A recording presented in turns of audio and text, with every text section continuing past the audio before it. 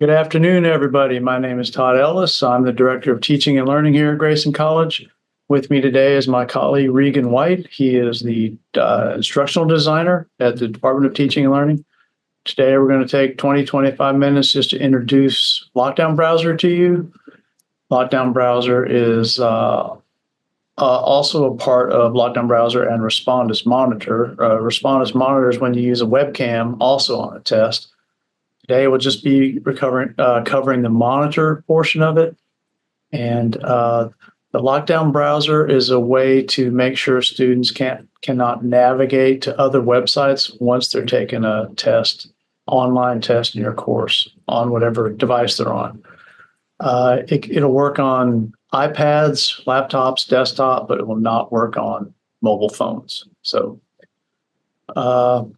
and I mentioned it before, using Respondus Monitor, it's not completely foolproof. For example, a student could have a separate device with them. They could borrow a laptop and have another one there.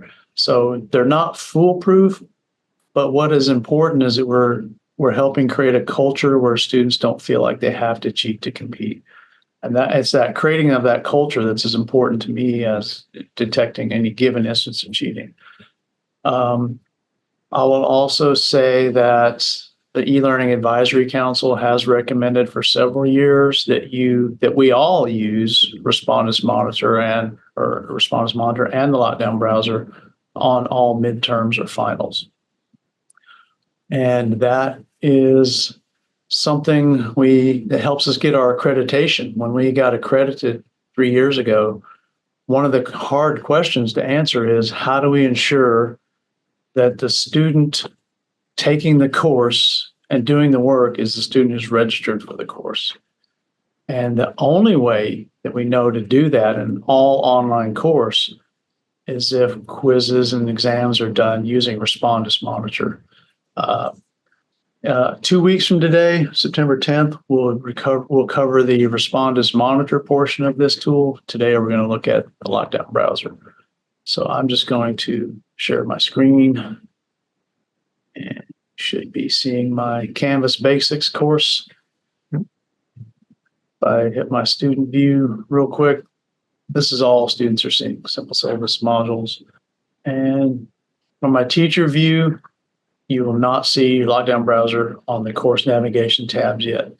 So the first thing you need to do if you're going to use LockDown Browser, and to back up a little, I'd recommend putting a sandbox or practice course on your dashboard so you can practice with this tool. And that way you can practice it without any enrollments, any student enrollments. But when you're in your course, you want to turn it on first, and you'll do that by going into Settings down here in the lower left. And then you go to Navigation. And you'll find in the lower set of boxes are any tools that's hidden or not in use, hidden from students or not in use. Upper set of boxes are tools that students can see or tools that have been turned on. So I'm going to take LockDown Browser, Monitor, move to the upper set of boxes, and then come down here and save. That's all you have to do.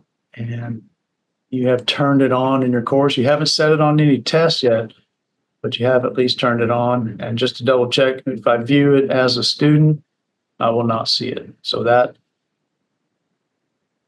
LockDown Browser navigation tab is only visible to teachers. So there you go. You've turned it on. And then once you click in it, that's where you can set it on specific tests. So I'll click in it. And then from here, I'm going to give it to Regan, and he's going to cover some of the details of all the settings you do for LockDown Browser. Regan? Okay, thank you. And I'm going to go ahead and, if possible, I'm going to go ahead and share my screen. And I'll send a request over there. And once I can do that, then I will share the same, basically the same class that Todd was sharing. Can you see my screen all right? Can everyone see it? Okay. Yep. So now we're looking at the Canvas Basics class that we use as a test bed. And as Todd mentioned a while ago, Lockdown Browser and Monitor, the link in your course navigation is only visible to the instructor.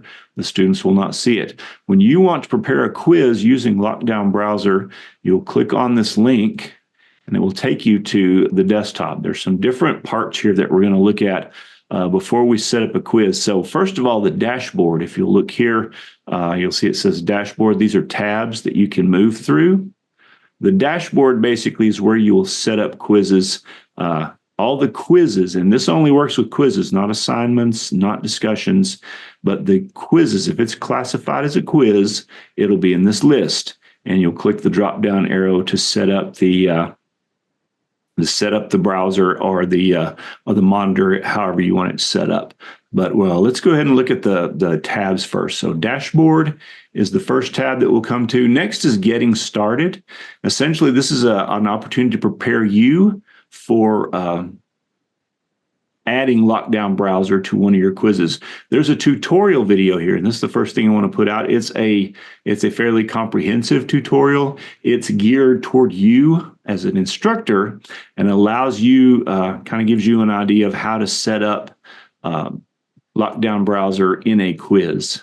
There's another down here. This is specifically for the monitor. As Todd pointed out, we're not going to go through monitor proctoring. Basically, it requires a webcam. We're not going to go through that today, but we are going to go through it in a future episode. So we won't look at that right now. But the second thing you want to look at is giving students instructions. And basically, depending on whether you're using a new quiz or a classic quiz, you're going to use different instructions. And what they want you to do is decide, is this a new quiz or a classic quiz? I'm going to go ahead and pick classic quizzes. And then you're given 3 links: Lockdown Browser only, Lockdown Browser plus Respondus Monitor, which is the webcam, and then finally Lockdown Browser and live proctoring. So if you're proctoring this exam through Teams or Zoom or some other live application, then you would choose this link. For today, because we're only using Lockdown Browser by itself, we're going to choose this link, and I'm going to click here. It gives you a set of instructions. What it wants you to do is edit these instructions and then copy and paste them into the instructions of your quiz. And that's what it means, then share with students. There are some parts of this in red that do need to be edited because they're not specific. Let's go through the instructions just really quickly. I'm not going to spend a lot of time here, but first of all, for classic quizzes, there's a video that you can leave this link for your students that gives them an idea of how to use Lockdown Browser, pardon me. The problem is this video is not specific. There are better resources. I would not, and this is personal to me, I would not use this link. If you would like a better installation video, contact me and I'll send you the link to it. It's on the, it's now on the IT department's video list, and I can send you that link. It's better as far as how to install the program. One thing that we run into a lot with Lockdown Browser is students think that it's a Chrome insert or a Chrome application that runs within Chrome. Unless they're using a Chromebook, it is a separate application. And so most of the time we get the help request that says, I've downloaded Lockdown Browser, but now what do? I can't get it to work. And what they fail to do is install it and actually open up Lockdown Browser as a separate application. So just for me, I would not use this link because it shows, basically it glosses over the install process. And that is not helpful because your students need to know how to install it. They need to know that it's a separate application and that they need to open it up and close down Chrome and then open up the quiz. The Lockdown Browser, when they open it, will take them to Canvas. And so that's also the reason why you have to use specifically Grayson's version of it. This link, the download link, you absolutely do need to include. This link is the download link, and it's the download link to the Grayson version, which is very specific to us. If they download it from Google or if they get it from some other school website or anything like that, this will not work. They have to be able to download it from our specific links. So you will want to, like I say, it says to edit these instructions. I would just delete that link. but I would definitely leave this one in there and maybe emphasize this is where you have to download it. Once installed, you'll start Lockdown Browser, and this is the part that they miss, is starting Lockdown Browser, logging into Canvas, and navigating the exam. That part needs to be emphasized. In fact, it's not a bad idea to tell your students, this is what you need to do. Install it, start it, log into Canvas, take the exam, close it, go back to Chrome, because you cannot really do work in Lockdown Browser. You can take quizzes, but that's about all you can do.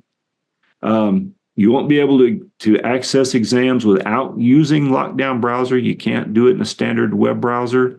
You'll get an error message that says you need to download Lockdown Browser and then start it, navigate back to the exam in Canvas, in our version of Canvas, to continue. And it will take them right where they need to go.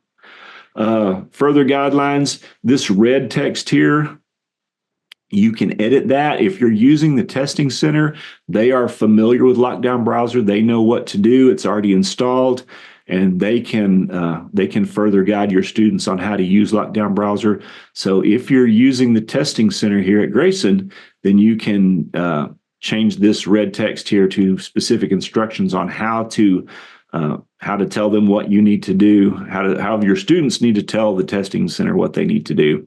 And then the testing center personnel will help your students get where they need to be. Also, if you're not doing it at the testing center, if you're doing this from home or whatever, select a location. This is specific to your students. They need to select a location where they won't be interrupted before starting the test. They need to know how much time is available. Turn off mobile devices. This is just basic instructions to the students on how to take the test. Getting help, the only thing that's really important down here is this red text. You might want to edit this to point out that the students, should they need help or support, they can turn in a Canvas ticket. Inside Canvas, they can go to the help link over here in the course, not the course navigation, but the account navigation. They can go to the help link, they can click there, and they can click on report a problem. That will send their help request directly to us, and we can support them. Unless it's a weekend or unless it's out ridiculously late some evening, we will be able to usually have a turnaround time of maybe 45 minutes. Our turnaround time is very quick on help requests. So if they need help, that's the best way to do it. And you probably would want to edit this red section of text here to indicate that. I would mention, Regan, also, a lot of students are going to reach out to teachers for help. And in a minute, we can show them where the teacher can put in a support ticket with Respondus if they want to. They can definitely reach out to us anytime, but again, like on a weekend or evening, they might not get us. Teachers can also put in a support ticket to Respondus, and we'll show them where that is. Exactly. Okay, so once you've copied, what you'd want to do is just basically select all this text and then copy it. And then on the quiz that you're working on, let's say I want to, I'm working on this Canvas Basics quiz up here. So I would open this quiz, I would edit it, and I would paste in those directions. Then I would edit this text in the Getting Help section. I would edit Testing Center. I would edit that. If applicable, I would edit this. And at that point, then I would also probably get rid of this link, because like I said, we have a better tutorial link for the students when they want to install Lockdown Browser. So I would remove that link and replace it. If you would like the link to the video that we have up, I will be happy to send you that. Just send me an email, whiter@grayson.edu, and I will have that link to you post haste. Well, I would say if they don't have your link yet, they should leave this one, because it's not a bad video. It's just a little bit general, don't you think? That'll work. That would work. That would. But until they get your some help than no help. Yeah. Regan's video is much better, but this one gives some general information. So. And then make sure that this link is available, because this is the download link. This is the one that your students are going to need to be able to download it. Once you've got that information in there, go ahead and save it. And now your quiz is almost ready. Now you need to go back and set it up to use LockDown Browser inside the LockDown Browser desktop, which we'll get to in just a moment. So let's go back into LockDown Browser. We've looked at getting started. This is where we were. It's a good idea when you start a new class every year to create a practice quiz, just some simple 1 or 2 question quiz, mainly to verify that your students are able to use LockDown Browser. You want to do that before they come up to a high stakes quiz where they absolutely need to use it and maybe they can't get help. So go ahead and set up a practice quiz maybe as your first assignment. And then that way you can verify that all your students know how to access it, they know how to download it, and they know how to use it. Once you've done that, then there are some video tutorials. There's a list that Respondus provides. These tutorials are just links to YouTube videos, and they are shareable. So it might not be a bad idea to share these videos. You can click on the share link. You can paste this link, or you can email it to your students, whatever they need. But this is a good way to provide them help. Also, for further support, you can get LockDown Browser support here for quizzes and new quizzes and classic quizzes. If you're using live proctoring, there is a help guide here.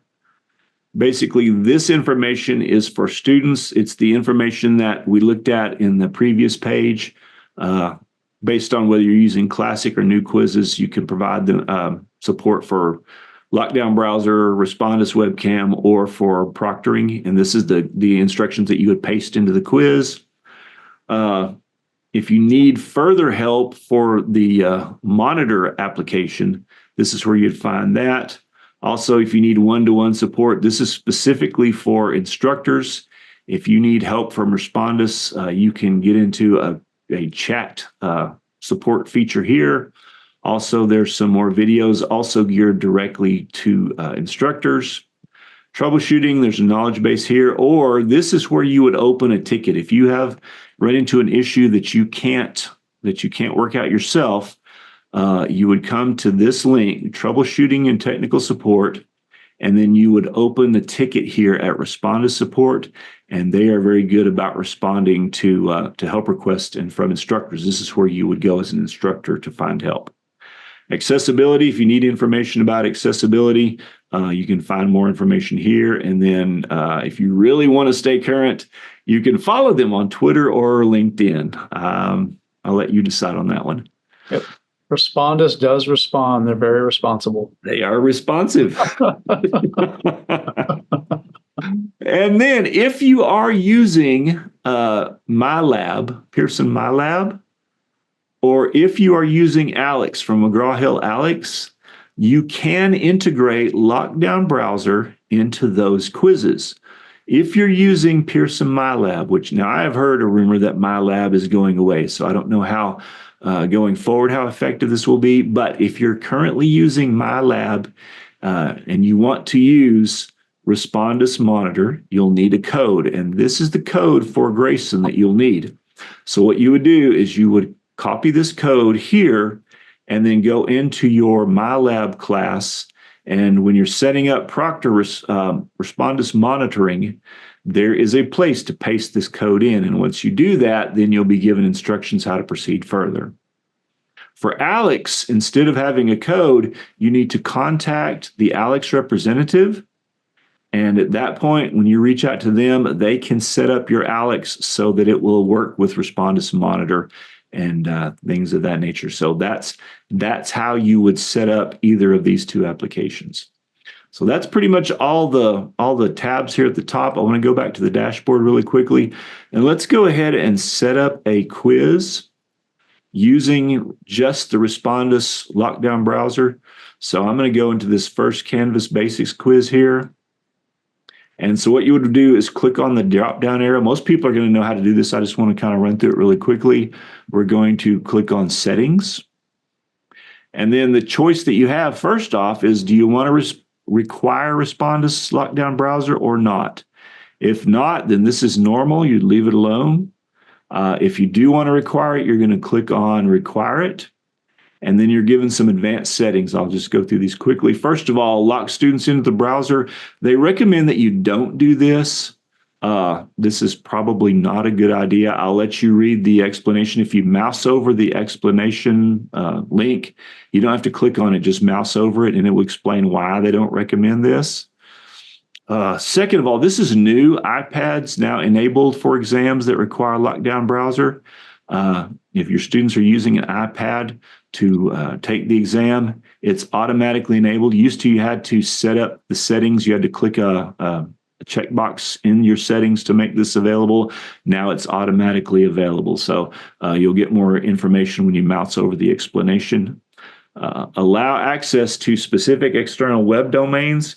If you want your students to be able to go to other websites to gather information used to help with the quiz, you need to enable this. Now, when you enable it, it gives you a box that you need to enter these domain URLs into. Specifically, if you are using multiple pages on a URL, you need to make an entry in those. You need to enter each specific page, not just the URL. So if I'm using something like myquiz.com, if I want them to go into notes.html, then I separate these with a comma, and I also want them to go into myquiz.com help.html. I have to specifically open up both those pages.